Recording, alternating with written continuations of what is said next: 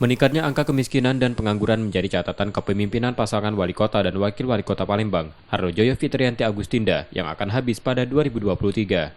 Jika dibandingkan tahun sebelumnya yang sempat minus, pertumbuhan ekonomi kota Palembang saat ini 3,17%, di bawah angka provinsi 3,58%.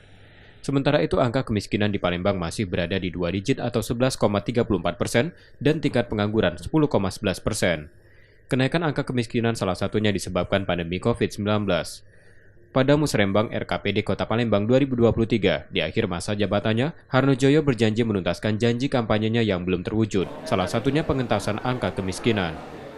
Infrastruktur, tingkat kemiskinan, pertumbuhan ekonomi, kan semua masuk.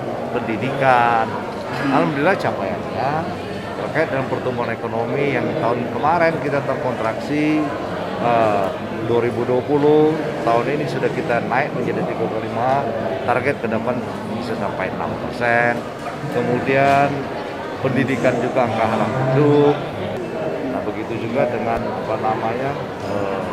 tingkat kemiskinan juga yang menjadi prioritas. Program kerja pemerintah Kota Palembang akan memfokuskan sejumlah sektor, antara lain pembangunan infrastruktur, pembangunan ekonomi kerakyatan, pemerataan kualitas pendidikan, dan peningkatan layanan kesehatan. M. Rizky Nurmizan, Kompas TV, Palembang, Sumatera Selatan.